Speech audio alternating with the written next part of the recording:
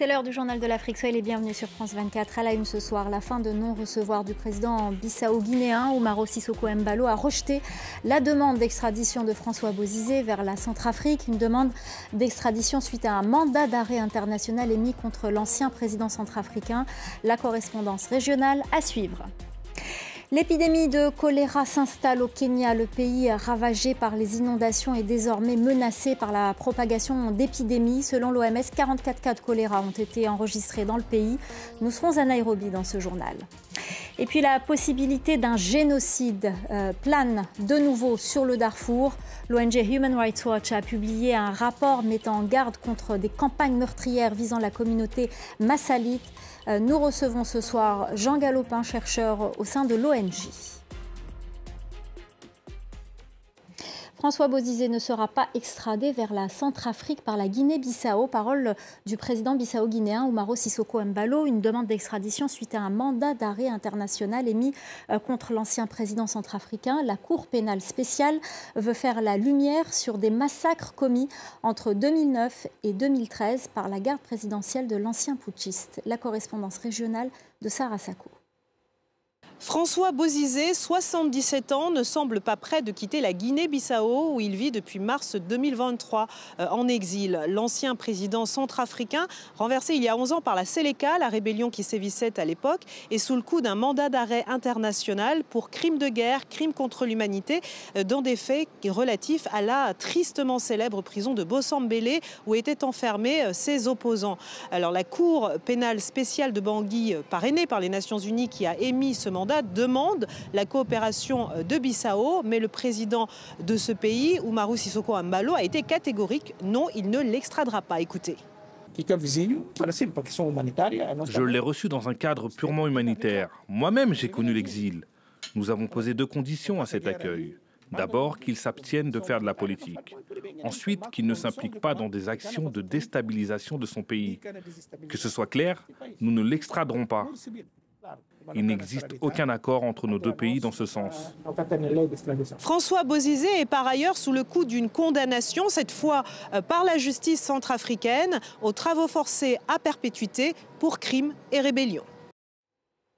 En bref, l'aéroport international de Dias, près de Dakar, a été rouvert au trafic jeudi, quelques heures après une sortie de piste d'un Boeing affrété par Air Sénégal en partance pour Bamako. 11 personnes ont été blessées, dont 4 grièvement. Les inondations et le choléra, un malheur n'arrive jamais seul au Kenya. Les fortes pluies qui ont fait au moins 257 morts pourraient en faire davantage à cause de la propagation de maladies. L'Organisation mondiale de la santé a déjà signalé 44 cas de choléra dans le pays. Les précisions de notre correspondante Élodie Cousin. Les inondations ont fortement perturbé le fonctionnement des principales usines de traitement d'eau ici au Kenya. Si pour le moment, c'est surtout le comté de Tana River, situé à l'est du pays, qui est touché avec 44 cas de choléra, l'Organisation mondiale de la santé a publié un communiqué sur une possible épidémie qui pourrait s'étendre sur l'ensemble du pays.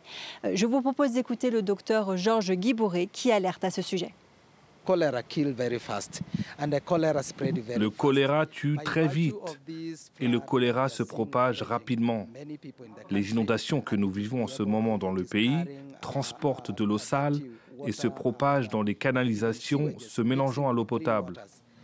Même les voies navigables sont impactées. Et quand ça arrive, nous devons nous attendre à une augmentation du nombre de contaminations.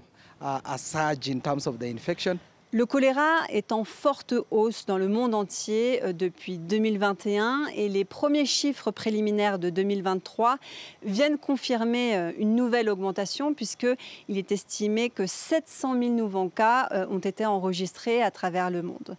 Au Kenya, les autorités prennent donc très au sérieux cette menace d'épidémie de choléra, alors qu'il y a des inondations qui s'étendent à travers tout le pays, et notamment ici, à Nairobi, les bidonvilles seraient les endroits les plus sensibles. L'année dernière, en 2023, la dernière épidémie avait fait une centaine de morts au Kenya.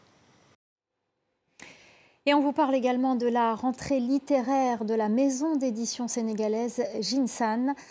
connue pour avoir coédité le prix Goncourt 2021. Cette maison d'édition surfe sur cette réussite malgré la crise du secteur du livre sur le continent. Felwine Sarr, cofondateur de Jimsan, a profité de cette rentrée pour présenter son nouvel ouvrage. Les détails avec notre correspondant à Dakar, Eliman Dao. Dans ce nouvel ouvrage, le bouddhisme est né à Koloban, un quartier de Dakar. Felwine Sarr parle de sa vision plus lucide sur l'amour. Les échanges avec le public ont été assez dynamiques et assez philosophiques même lors de la présentation de l'ouvrage dans le cadre de la rentrée littéraire de la maison d'édition dont il est cofondateur, la maison d'édition Jimsan, qui a coédité le prix Goncourt 2021, la plus secrète mémoire des hommes de Mohamed Mbougar Sarr, qui était justement présent lors de cette rentrée littéraire. Jimsan, une maison d'édition en vogue depuis ce prix Goncourt, malgré les difficultés de l'édition sur le continent. Je vous propose d'écouter l'analyse de Felwine Sarr. Il y a beaucoup d'éditeurs très passionnés et très courageux qui font le travail au Sénégal, au Mali, dans beaucoup d'espaces. Mais je pense qu'on a besoin de structurer notre écosystème. On a besoin de plus d'éditeurs, d'imprimeurs, de critiques littéraires, d'émissions autour de la littérature, d'une meilleure distribution du livre, d'un prix qui est moins cher, d'imprimeurs, etc., etc.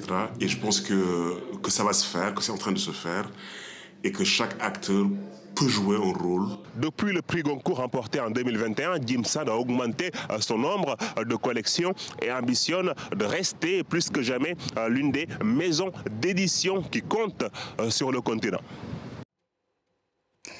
Bis repetita au Soudan, un rapport de Human Rights Watch met en garde contre un possible génocide au Darfour.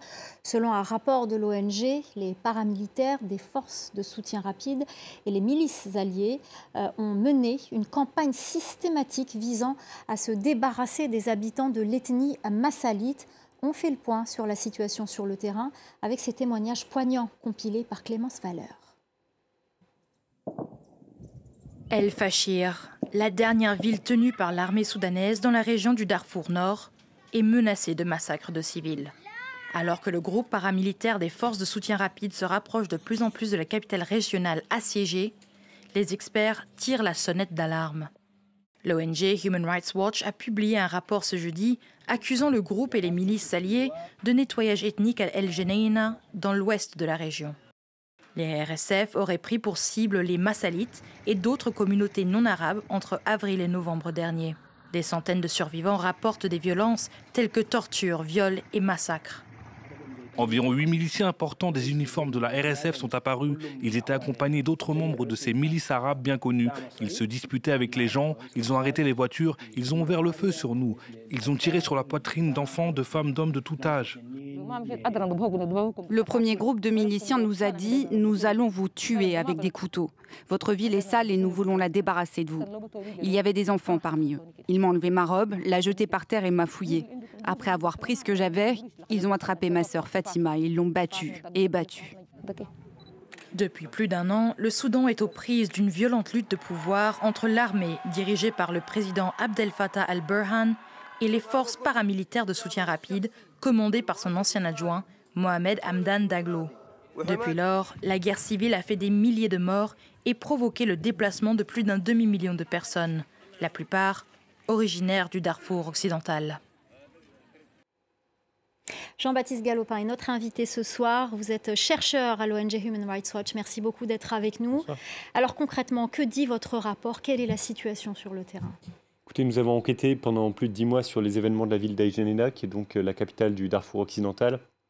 Et nous avons conclu que les forces de soutien rapide et les milices alliées, principalement de la communauté arabe de El Geneina, avaient commis des crimes contre l'humanité et des crimes de guerre dans le cadre d'une campagne de nettoyage ethnique contre la population massalite, donc de l'ethnie massalite de la ville d'El Geneina et d'autres populations non arabes. Ce sont des violences qui ont commencé dès la fin avril. Et dès les premiers jours, les forces de soutien rapide ont ciblé les quartiers principalement massalites et les sites hébergeant des personnes qui avaient été déplacées dans des vagues précédentes de violences. Ils ont commis des meurtres à grande échelle, pillé, brûlé ces quartiers et commis également d'autres abus comme notamment la torture, le viol. Et ces événements ont culminé avec un massacre de grande ampleur le 15 juin, lors duquel les forces de soutien rapide et les milices ont pris pour cible un convoi extrêmement dense de plusieurs kilomètres de long, de civils escortés de combattants qui cherchaient à fuir la ville.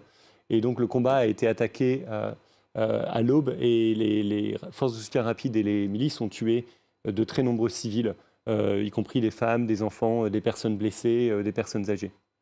Les violences ont recommencé au mois de novembre avec une nouvelle offensive des forces de soutien rapide contre la banlieue d'El Geneina, de la ville d'Ardamata, où ils auraient tué plus de 1000 personnes selon l'ONU. Donc ces violations sont très graves et on espère que la communauté internationale va réagir à la hauteur de la gravité de ces violations. Alors comment avez-vous pu documenter votre rapport ? Alors nous sommes allés dans les camps de réfugiés au Tchad, puisque plus d'un demi-million de personnes ont quitté le Darfour occidental pour se rendre au Tchad depuis avril de l'an dernier, dont une majorité d'El Geneina, c'est pour vous dire la taille de ces événements.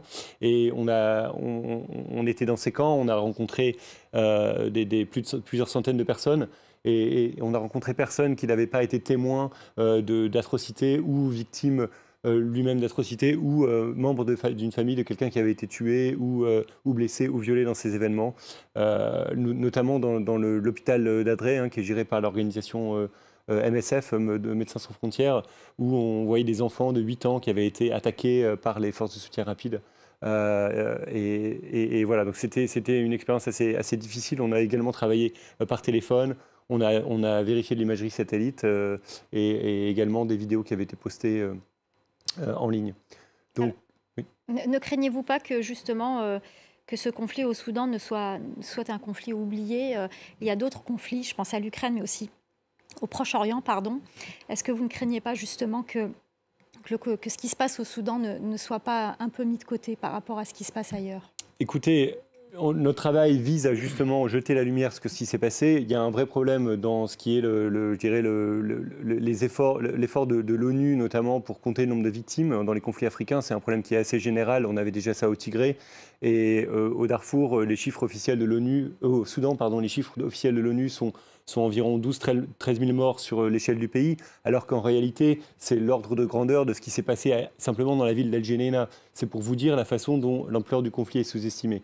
Et nous, avec ce rapport, on cherche à attirer l'attention notamment des décideurs à l'ONU pour qu'ils réagissent et qu'ils mettent en place très rapidement une mission avec un mandat pour protéger les civils, ainsi que pour faire un suivi des violations des droits humains qui peuvent avoir lieu au Soudan. On appelle également le Conseil de sécurité à élargir son embargo sur les armes qui, pour l'instant, touche le Darfour au Soudan et à sanctionner les individus et les entités qui sont responsables, qui violent cet embargo sur les armes au Darfour. On appelle également à d'autres mesures, notamment la mise en place de sanctions contre les commandants qui sont responsables de ces atrocités, ainsi qu'un soutien aux organisations humanitaires qui travaillent notamment dans les camps à l'est du Tchad où les besoins sont énormes, ainsi qu'un soutien à l'enquête de la Cour pénale internationale et de la Cour et de la mission de l'ONU qui vise à l'établissement des faits de l'ONU pour qu'on puisse déterminer exactement ce qui s'est passé à El Geneina. On a conclu à des crimes contre l'humanité, des crimes de guerre. La question du génocide se pose. On n'a pas de conclusion à ce sujet, mais on appelle les États et les instances de l'ONU à enquêter à ce sujet. Alors, vous avez parlé de plusieurs volontés pour tenter d'arrêter ces massacres, et notamment le fait d'envoyer une force onusienne pour protéger les civils. Dans quelle mesure c'est possible dans ce contexte actuel, dans cette guerre entre le général Abdel Fattah al-Burhan et le chef des forces de soutien rapide ? Alors écoutez, nous on appelle de nos voeux une mission de protection des civils avec un composant policier important. Les conditions de mise en place d'une telle mission ne sont pas évidentes, mais l'ONU a une expertise à ce sujet dont elle ne fait pas usage. Il n'y a jusqu'à présent pas eu de réflexion sérieuse au niveau de l'ONU sur la façon dont on pourrait répondre à ce problème énorme de protection des civils. De la même manière, l'Union africaine n'a rien fait à ce sujet. Et donc, on appelle l'Union africaine et l'ONU à travailler ensemble là-dessus et à réfléchir à des options qui soient faisables et qui permettent de protéger les civils au Soudan. Aujourd'hui, il n'y a pas une zone au Soudan où les civils soient vraiment protégés. Que ce soit les zones contrôlées par l'armée ou les zones contrôlées par les RSF, on a des énormes problèmes de ciblage notamment des activistes politiques dans les zones contrôlées par l'armée, des personnes originaires du Darfour qui sont ciblées sur une base ethnique, et du côté des RSF, les populations non arabes. Donc il est urgent de réfléchir à ce qu'on peut faire, puisque la situation au Soudan ne fait qu'empirer. Aujourd'hui, on a une offensive qui se prépare autour de la ville d'El Fasher, au nord du Darfour, avec des forces en présence qui sont bien plus importantes que ce qu'on a pu avoir à El Geneina, et une population aussi bien plus importante. Merci beaucoup. Merci Jean-Baptiste Galopin, chercheur à l'ONG Human Rights Watch. Merci pour votre décryptage sur la situation au Soudan. C'est la fin du Journal de l'Afrique. Restez avec nous. L'info continue sur France 24.